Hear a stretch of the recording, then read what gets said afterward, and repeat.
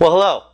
As we continue on our guitar journey and learning a little bit more music theory, I want to spend some time talking about chord construction. How are chords constructed and why is it important?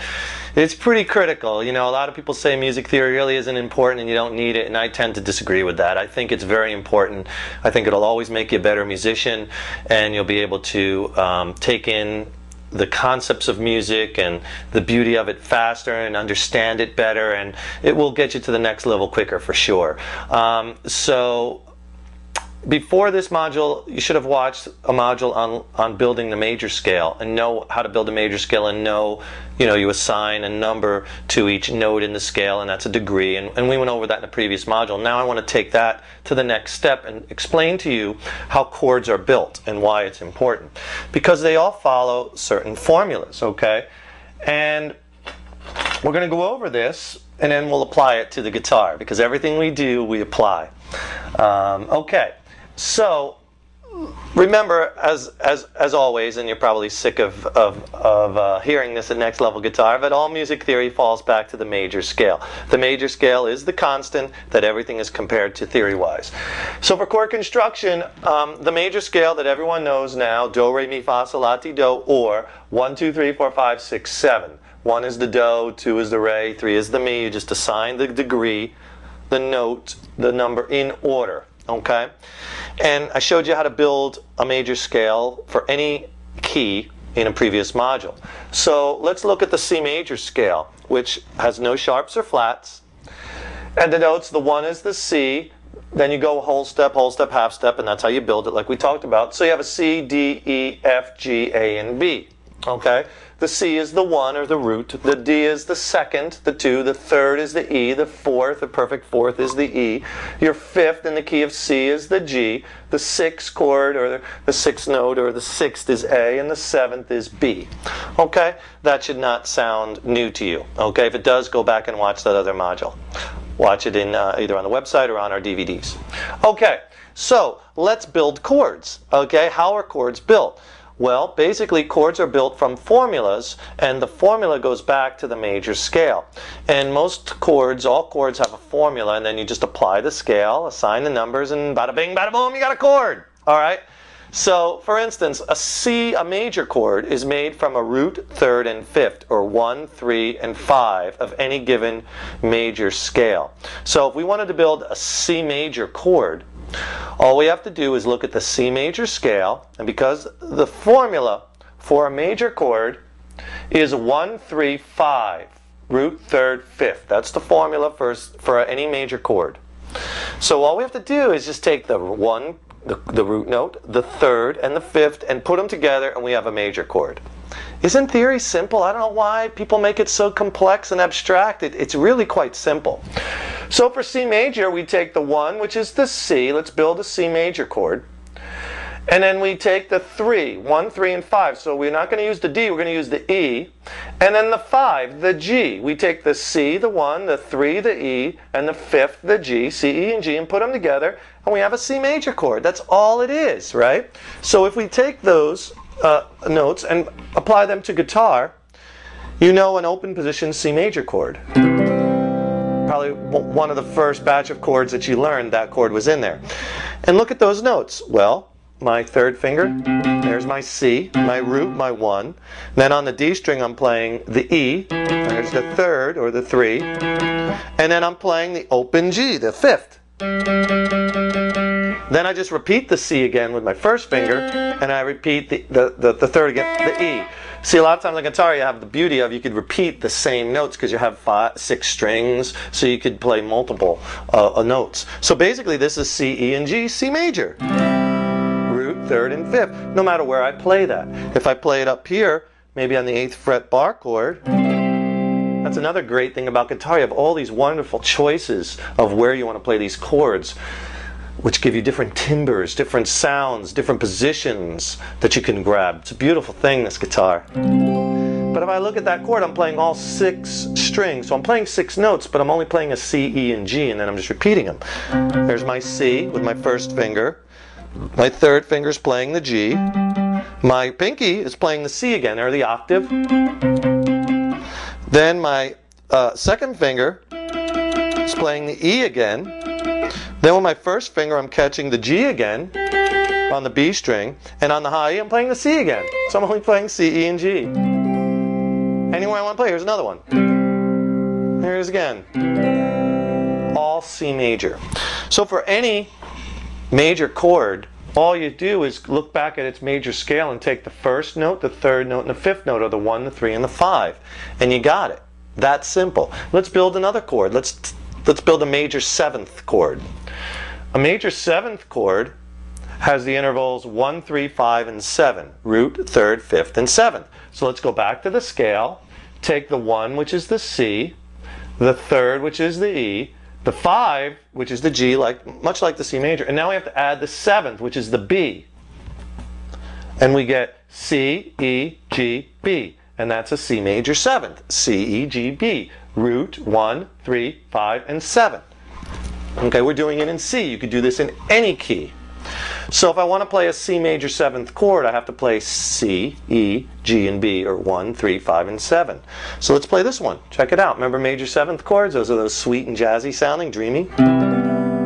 Love those major 7ths, man. Aren't they beautiful?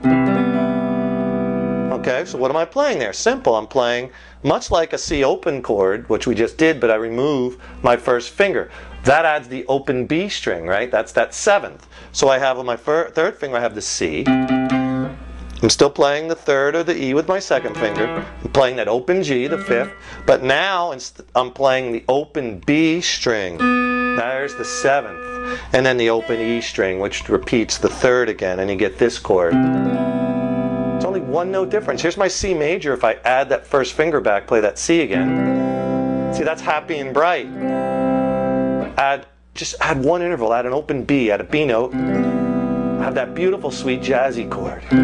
This is all chord building is about. This is all chord construction. It's so easy and fun. So let's play this C major 7th in a bar chord position. See, still have that sweet and dreamy sound, little different timbre. But I'm still playing those same notes, C, E, G, and B, root 3rd, 5th, and 7th. Here's my C with the first finger. Then I'm playing my G with the 3rd finger.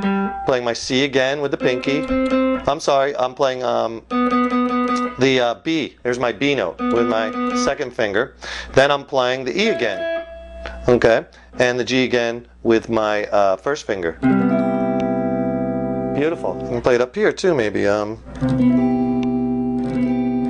All C major 7ths, and all quite stunningly beautiful. Here's a C major 7th right here. See? Little different order of the notes, still a C major 7th chord. No matter where I play it. It's a beautiful thing about guitar. Okay? So that's how you build a major 7th chord, root 3rd, 5th, and 7th. Let's say I wanted to play that twangy, bluesy chord, that 7th chord. A 7th chord is a root 3rd, 5th, flat 7th, not a major 7th, like a major 7th chord. This is a flat 7th. This is the twangy, bluesy 7th chords, root 3rd, 5th, flat 7th. Dominant 7th is that flat 7th.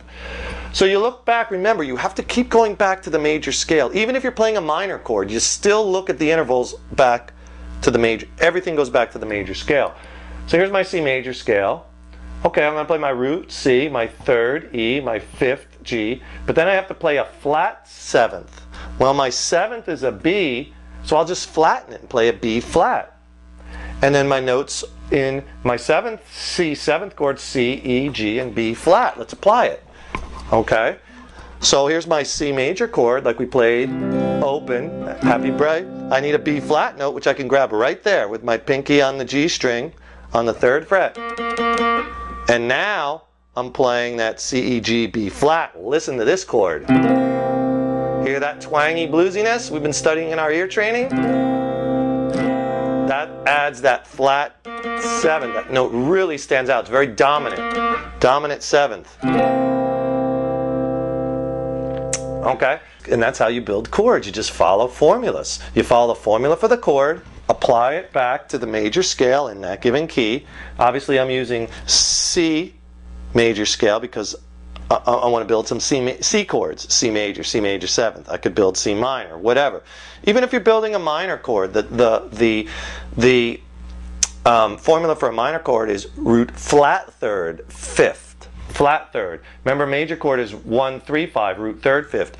Minor has a flat third. That's the difference between a major chord and a minor chord. You look at the third, flat third. So if I wanted to play a C minor chord, even if you don't really even know the fingering yet for a C minor, if you haven't gotten there yet, that's okay, because you will soon. And when you do, you'll already know, well, I got to play my 1, my C, my third is an E, but I have to play that flat. So I just flat it, or just go a half step back. E flat, put the little small B symbol in front of that, right? And then my fifth, G. So a C minor I know is a C, E flat, root, flat third, and fifth, and G.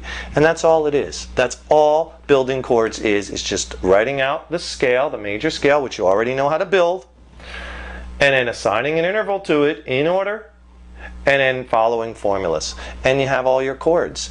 And this is going to come in so handy, writing your own songs, putting chords together that sound good, understanding what notes you want to land on in a given solo section. You might want to land on these strong roots, thirds, and fifths, or flat sevenths if you're playing over that given chord. Those are the tones that make up that chord, or the chord tones are the real strong notes, and those are the ones you may want to emphasize. I do that a lot in my improvisation and solo playing, because they really stand out. You heard that when I played that major seventh. You really heard that C major, that B note, or that C seventh. You heard that B flat really stand out. Real strong intervals, right?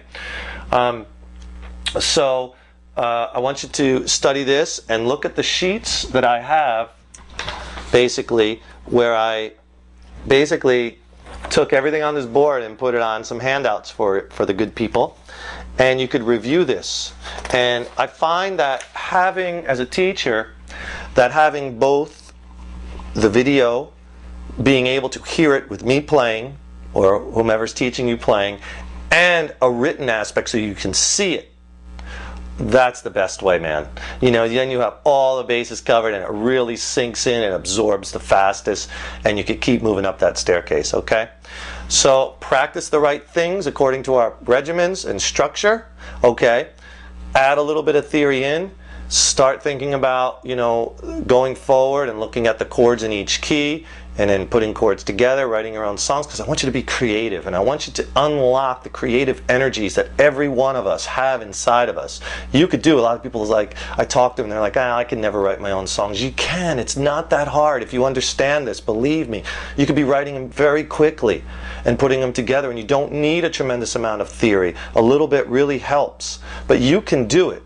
Okay, and I want to see you do it, and I want to hear you send your songs into our forum at nextlevelguitar.com, and or yourself playing, and we'd love to hear from you, and we'd love to see your progress. Okay, but don't ever think that you can, or don't let anyone tell you you can't, because you can do anything you want to if you put your mind to it. Okay, I firmly believe that.